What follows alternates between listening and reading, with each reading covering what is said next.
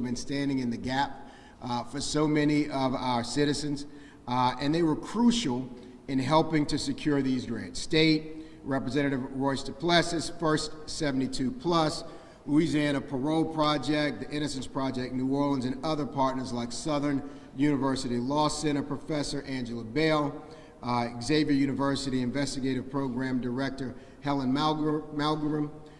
We've been very clear. We've been very clear about the need for community engagement to increase safety in our communities and in our neighborhoods and in our streets, and I'm grateful that these community organizations have stepped up and continue to step up. New Orleans is absolutely facing an unprecedented crime surge, and we are surging back at it with these funds. These funds will help us do that. We've been very clear that solving cold cases are critically important to our public safety today, because when you don't solve a cold case, you leave the perpetrator on the street to reoffend. And so the DOJ's Emmett Till Cold Case Investigation Program funding is going to do exactly that. It's going to help us grow our work in that area of solving cold cases. In the past year, you all have heard me discuss the challenges around getting DNA tested and how without it we can't move forward as fast as we need to in the courts across the street, and how in many instances not having proper DNA testing has also led to wrongful convictions. And when you have a wrongful conviction, it means that an innocent person went to jail and the person who was causing harm was left in our community. So we will be using these funds from the DOJ's post-conviction testing of DNA evidence program to elevate our office's work around securing real justice for the victims of violent crime in this community.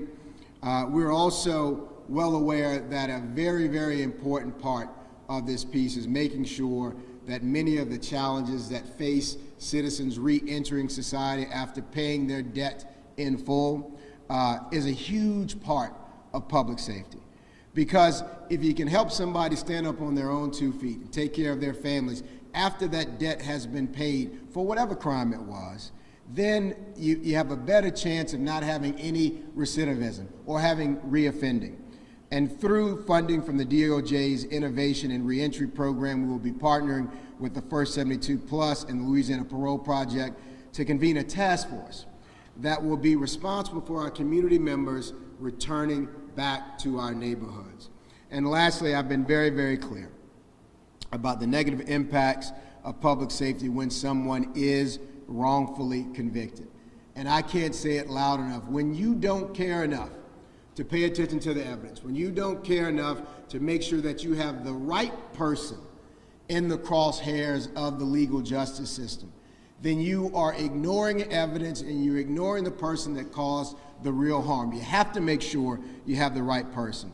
And by getting the DOJ's upholding the rule of law and preventing wrongful conviction initiative, by putting that in place and partnering with the Innocence Project New Orleans to specifically focus on conviction accuracy and integrity, this will be vitally important to ensuring that our communities are safe. In this fight against this current surge in New Orleans, we must be smart. We must be smart on crime. In addition to prosecuting cases and being laser focused on violent crimes and holding violent offenders accountable, we have to be smart about how we're tapping the additional resources and collaborating with community partners to make sure that we're attacking this problem from every single angle, meaning before a crime is committed and strategically after a crime has been committed. These community partners, with the support from the Department of Justice and Congressman Carter, will support this office's continued work to increase safety and make sure that we're holding the right people accountable for the right amount of time. Now, let me be clear on this, because I see LBJ's brain moving quickly to this question. These funds do not replace the important and necessary dollars that we are requesting from the mayor and the city council. These dollars from DOJ have a very specific purpose, and we will respect that intended use of those funds. And as I said last week, with increased crime comes more cases, which requires more human beings to process and deal with those cases. So if we think about this thing as a funnel, and you've got all of these new cases going into the same funnel we had in 2018, and you add to that a crime surge, you have more cases, you need more human beings dealing with these cases. So that is why I am also today doubling down on my request that the City Council and the Mayor fund the request of the NOPD, fund the request of our office for additional lawyers, more DNA testing, and cold case funding to improve our capacity so that we can partner better with law enforcement entities to build strong cases. We literally right now, at this very moment, we're not waiting on it, at this very moment we have millions of dollars sitting in city coffers that came from the federal government that Congressman Carter has helped us secure for this city, earmarked for such a time as this. And urgent times call for urgent action. And we're about to go into Mardi Gras. We're adding a whole bunch more people to this city. And we're taking a whole bunch more resources from the limited law enforcement we have right now. So this urgent action deserves an urgent budget allocation right now for the money that is sitting over there. So with the support from the mayor and with the support from the city council,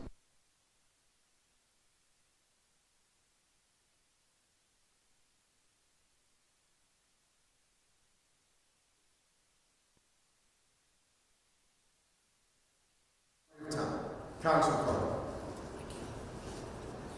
Mr. DA, thank you very much, and thank you all for being here. I want to personally thank the District Attorney for hosting this event and for advocating for more funds to support for programs that support safety in our community. Let's be clear. When we talk about allocating resources, the federal government's all in. The federal government in the last year under the Biden administration in the United States Congress has allocated some $300 million to make sure that we have the kind of partnership that says to criminals, not on our watch, that says to criminals, it's us against you, and we're going to win. We're providing the resources to make sure that the mayor, the council, the DA, our sheriffs are in a position to have the best technology, the best resources, DNA, the best opportunities to catch the bad people and create opportunities for those that have been wrongfully incarcerated. To make sure that we demonstrate that we are not going to concede our streets to criminals. We are not going to make carjackings and crime an acceptable occurrence in New Orleans. The President of the United States was in New York last week, and he said to the mayor, we will continue to send resources to make sure that our cities are safe. There's no substitute for partnership. Lest anybody misunderstand what this is about today, we're announcing a $2.3 million tranche of money that will assist the DA with DNA, with making sure that we have the technology and the resources to go after those cold cases. We will be working together, all hands on deck. That means working closely with the mayor, the city council, our sheriffs, our DA, our federal partners to make sure that we provide the resources that are important. These grants will advance the district attorney's office's ability to protect the public and deliver justice by increasing DNA testing, reviving cold case investigations, and more. When crimes go unsolved, the innocent people are put in prison. But the bad guys who are still committing crimes are still out on the street. We've got to get the ones that did it, and we have to have the technology that allows us to do that. That's why I'm proud to have assisted by providing resources to assist with clearing DNA, testing backlogs, investigating cold cases, and prevent wrongful convictions. Alongside programs to reduce recidivism, these resources will expand law enforcement's capacity to stretch dollars to protect our community while ensuring that our justice system works.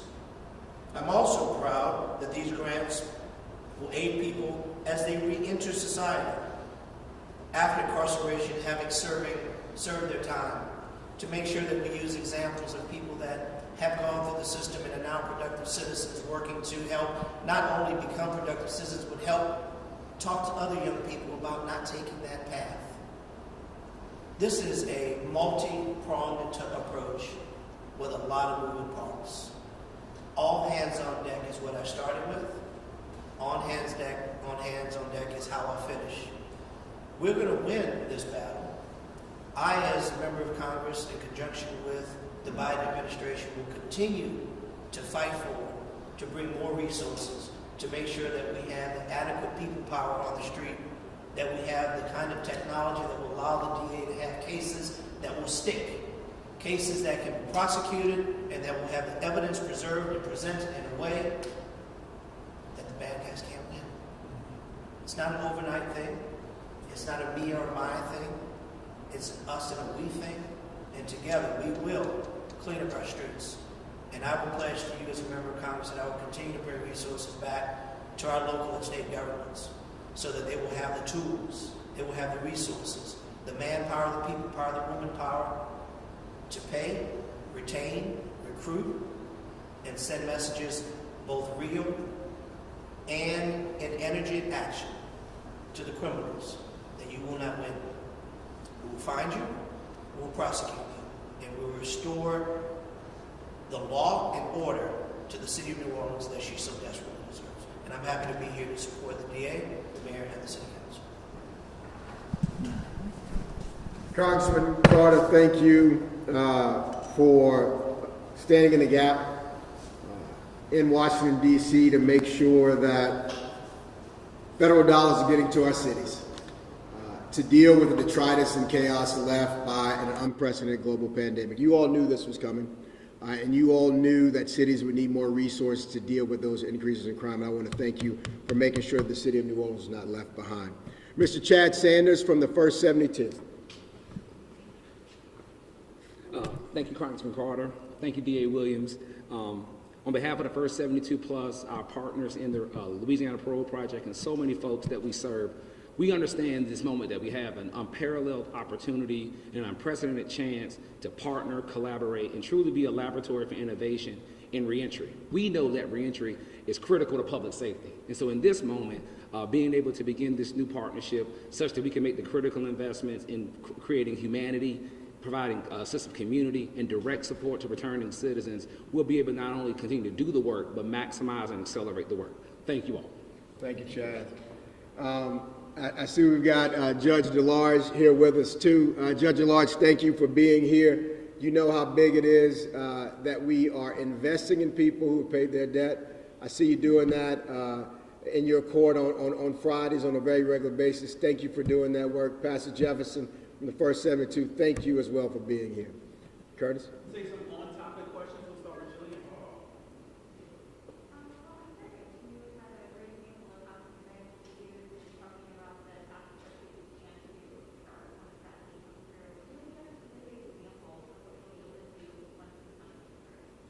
Yeah, I mean, these dollars are very, very specific, right? So you've got one that basically talks about or speaks to the need of a safety net. And a safety net is not just for people who have not been system involved, who find themselves in very desperate situations coming out of COVID-19. Working with the First 72 on this partnership, individuals who have paid whatever debt they needed to pay, if a judge says they had to go serve 5 years or 1 year, doesn't matter what it is, coming home is not easy, right? And so this organization and these federal dollars will make sure that these human beings can be successful, and which will also mean that their families can be successful. Those children who were doing that time while they were away will be better off because they have better footing in society and have a better pathway towards making it in. And with regards to DNA testing works. It's a real double-edged sword, right? If you've got a DNA test and it comes in, it can provide some amazing evidence about who committed the crime, but it can also sometimes, if corners were cut and evidence wasn't properly handled, it can show that the wrong person was sitting in jail for a number of years. At the same time, pointing us in the right direction when we have a CODIS manager in place. You heard me ask the city council about that the other day. A CODIS manager who is managing every time there's a CODIS hit in any place, connecting the dots. And in one case, there was one individual who's connected to a rape from I believe 2018, connected to 11 other burglaries, right? So DNA is not just something that is important to the Innocence Project. It's vitally important to an organization that only chooses innocent, wrongfully convicted people. But it's also vitally important to every kind of case we deal with across the street. When you got a case backlog issue, and you've got more cases and you have sections of court than you have assistant district attorneys to handle it.